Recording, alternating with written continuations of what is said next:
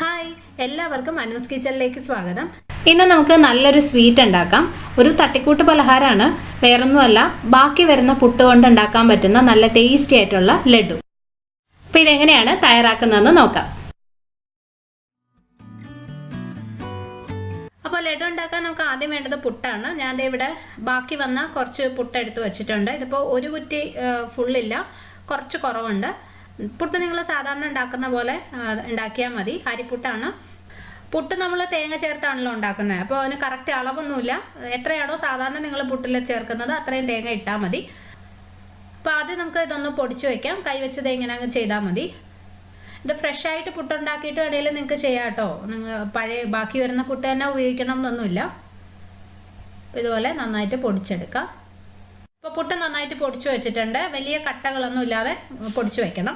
ഇത് നിങ്ങൾ പൊടിച്ചെടുത്ത് കഴിയുമ്പോൾ ഏകദേശം ഒരു 1.25 കപ്പ് വരും. ഒരല്പം കൂടുതലോ കുറവോ ഒക്കെ ആയാലും കുഴപ്പമില്ല.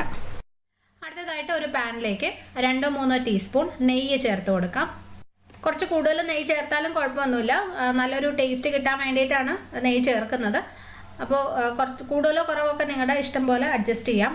അപ്പോൾ ഞാനൊരു 2.5 ടീസ്പൂൺ ചേർത്തിട്ടുണ്ട്. ഇനി ഇതിനകത്തോട്ട് നമ്മളിപ്പോൾ പൊടിച്ചു വെച്ച പുട്ടിട്ട് കൊടുക്കാം. ചെറിയ തീയിലാണ് വെച്ചിരിക്കുന്നത് കേട്ടോ. തീ ഒത്തിരി കൂട്ടി വെക്കരുത്. ഇനി ഇത് കുറച്ച് സമയം ഒന്ന് വഴറ്റി കൊടുക്കണം. പുട്ടിങ്ങനെ നെയ്യിലിട്ട് കുറച്ച് സമയം ഒന്ന് വഴറ്റുമ്പോൾ നല്ലൊരു ടേസ്റ്റും നല്ലൊരു ഫ്ലേവറും കിട്ടും. അപ്പോൾ തീ കൂട്ടിയിട്ട് കഴിഞ്ഞാൽ ഇത് മൊരിഞ്ഞു പോകും. മൊരിയാൻ പാടില്ല. നല്ല സോഫ്റ്റായിട്ട് തന്നെ ഇരിക്കണം. പക്ഷേ ആ നെയ്യിലൊന്ന് കുറച്ച് നേരം ഒന്ന് വഴറ്റണം. അപ്പോൾ ഒരു 1/2 മിനിറ്റ് ഇതിങ്ങനെ വഴറ്റി കൊടുക്കാം. ഞാൻ പറഞ്ഞ പോലെ ചെറിയ തീയിൽ തന്നെ ഇടണം. അപ്പോൾ ഒരു 1/2 മിനിറ്റോളം ഇത് നന്നായി വഴറ്റി എടുത്തിട്ടുണ്ട്. ഇപ്പോൾ ആ പുട്ടിലെല്ലാം നെയ്യുടെ നല്ലൊരു ഫ്ലേവർ വന്നിട്ടുണ്ട്. ഇത്രയും മതി. ഞാൻ പറഞ്ഞ പോലെ മൊരിഞ്ഞു പോകാൻ പാടില്ല. അപ്പോൾ ഇത് നമുക്ക് വേറൊരു പാത്രത്തിലോട്ട് മാറ്റി വെക്കാം. ഇനി ഈ പാനിലോട്ട് തന്നെ ഞാനൊരു 3/4 കപ്പ് പഞ്ചസാര ചേർക്കുവാണ്. പഞ്ചസാര നിങ്ങൾക്ക് വേണമെങ്കിൽ ഒരു അല്പം കുറയ്ക്കാം. പക്ഷേ ലഡു അല്ലേ, കുറച്ച് മധുരം വേണം. അപ്പോൾ ഇത്രയും ചേർക്കുന്നതാണ് നല്ലത്. ഇനി ഇതിനകത്തോട്ട് ഒരു 1/4 കപ്പ് വെള്ളവും കൂടി ഒഴിക്കാം. ഇപ്പോൾ ഞാൻ സ്റ്റൗ ഓഫ് ചെയ്തിരിക്കുകയാണ് കേട്ടോ, ഓൺ ചെയ്തിട്ടില്ല. അപ്പോൾ എല്ലാ സാധനങ്ങളും ചേർത്തിട്ട് സ്റ്റൗ ഓൺ ചെയ്താൽ മതി. ഇതിനകത്ത് ഒരു 4 ഏലക്കയും 5-6 ഗ്രാമ്പൂവും ഇടാം. ഇതിനകത്ത് ഗ്രാമ്പൂ ഒഴിവാക്കരുത്. ഗ്രാമ്പൂ ചേർക്കുമ്പോഴാണ് നമ്മൾ ഈ ബേക്കറിയിൽ നിന്നൊക്കെ വാങ്ങിക്കുന്ന ലഡുവിൻ്റെ ആ ഒരു ടേസ്റ്റ് കിട്ടുന്നത്. അതിപ്പോൾ സാധാരണ ബൂന്തി ലഡു ആണെങ്കിലും ഗ്രാമ്പൂ ചേർത്താണ് ഉണ്ടാക്കേണ്ടത്.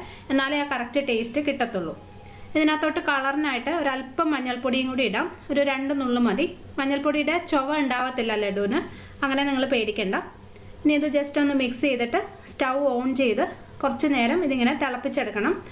പഞ്ചസാര ഒറ്റനൂൽ പരുവമായി വരണം, അതായത് 1 സ്ട്രിങ് കൺസിസ്റ്റൻസി ആയിട്ട് വരണം. അപ്പോൾ അതുവരെ ഇത് തിളപ്പിച്ചെടുക്കാം. അപ്പോൾ ഇത് പഞ്ചസാര കുറച്ച് നേരമായിട്ട് തിളയ്ക്കുന്നുണ്ടായിരുന്നു. ഇത് റെഡി ആയോ എന്ന് അറിയാനായിട്ട് ഒരു സ്റ്റീൽ പാത്രത്തിൽ ഇതുപോലെ 2-3 തുള്ളി ഒന്ന് ഒഴിച്ച് നോക്കുക. ഉടനെ തന്നെ അതിനകത്ത് തൊട്ട് നോക്കരുത്, നല്ല ചൂടാണ്.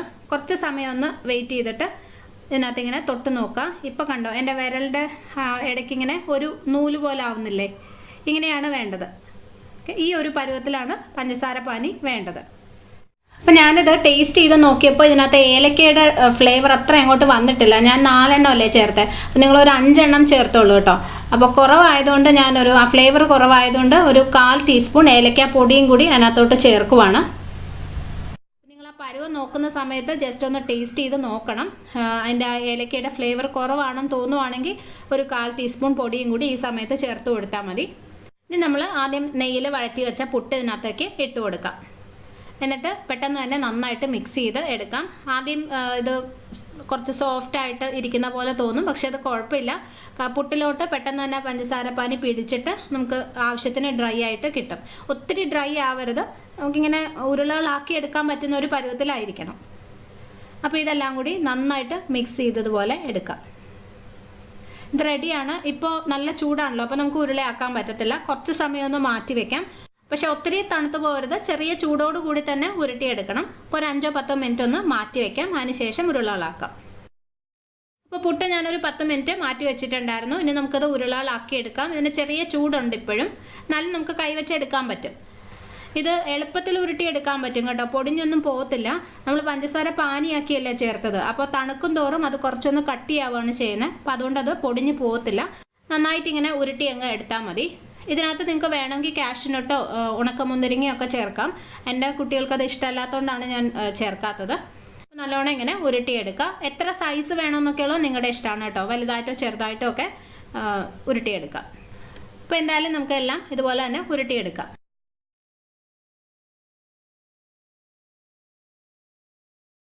അപ്പോൾ ലഡു എല്ലാം റെഡിയായി. ഇത് നിങ്ങൾ ഉണ്ടാക്കി കഴിഞ്ഞാൽ കുറച്ച് സമയം ഒരു അരമണിക്കൂറെങ്കിലും വെച്ചിട്ട് കഴിക്കണം കേട്ടോ. അപ്പോഴായിരിക്കും ആ പഞ്ചസാരയൊക്കെ കുറച്ചും കൂടെ ഒന്ന് കട്ടിയായിട്ട് കറക്റ്റ് ലഡുവിൻ്റെ പരുവത്തിലാവുന്നത്. അതുപോലെ നമ്മൾ ചേർത്ത ഗ്രാമ്പൂൻ്റെയൊക്കെ ഫ്ലേവർ നല്ലതായിട്ട് അതിനകത്തോട്ട് വരികയും ചെയ്യും. അപ്പോൾ കുറച്ച് സമയം ഒന്ന് വെച്ചിട്ട് കഴിക്കാം. ശരിക്കും നല്ല ടേസ്റ്റിയാണ്. നമ്മൾ ബേക്കറിയിൽ നിന്നൊക്കെ വാങ്ങിക്കുന്ന ലഡുവിൻ്റെ നല്ലൊരു ഫ്ലേവറൊക്കെ ഉണ്ടാവും. പക്ഷെ നല്ല സോഫ്റ്റാണ്, പൊടിഞ്ഞു പോകുന്നല്ല, കഴിക്കുമ്പോൾ നല്ല സോഫ്റ്റാണ്. കാരണം പുട്ട് വെച്ചല്ലേ ഉണ്ടാക്കിയിരിക്കുന്നത്, നല്ല സോഫ്റ്റായിരിക്കും. ഞാനിത് ഒരെണ്ണം ഒന്ന് പൊട്ടിച്ച് കാണിക്കാം. കണ്ടോ, സാധാരണ ലഡു പോലെ തന്നെ ഇല്ലേ, നല്ല ടേസ്റ്റിയാണ് കേട്ടോ. ഇതിനകത്ത് ഗ്രാമ്പു ചേർക്കുന്നത് ഒഴിവാക്കരുത്, അത് ഞാൻ ഒന്നും കൂടി എടുത്ത് പറയുവാണ്. അതൊരു പ്രത്യേക ടേസ്റ്റ് തന്നെയാണ് ലഡുവിന്. അപ്പോൾ എന്തായാലും നിങ്ങൾ ട്രൈ ചെയ്ത് നോക്കണം. എല്ലാവർക്കും ഉണ്ടാക്കി നോക്കാൻ പറ്റുന്ന സാധനങ്ങളാണ്. കുട്ടികൾക്ക് നമുക്ക് വല്ലപ്പോഴും ഒക്കെ പെട്ടെന്ന് ഉണ്ടാക്കി കൊടുക്കാൻ പറ്റുന്നതാണ്. എപ്പോഴും അല്ല കേട്ടോ, നല്ല മധുരമാണല്ലോ, അപ്പോൾ വല്ലപ്പോഴും ഒക്കെ ഉണ്ടാക്കി കൊടുത്താൽ മതി. അപ്പോൾ എന്തായാലും നിങ്ങൾ ട്രൈ ചെയ്ത് നോക്കണം. പിന്നെ ഇത് ഒത്തിരി ദിവസം നമുക്ക് ഉണ്ടാക്കി വെക്കാനൊന്നും പറ്റത്തില്ല കേട്ടോ. മാക്സിമം ഒരു ദിവസമൊക്കെ ഫ്രിഡ്ജിൽ വെച്ചിട്ട് യൂസ് ചെയ്യാം.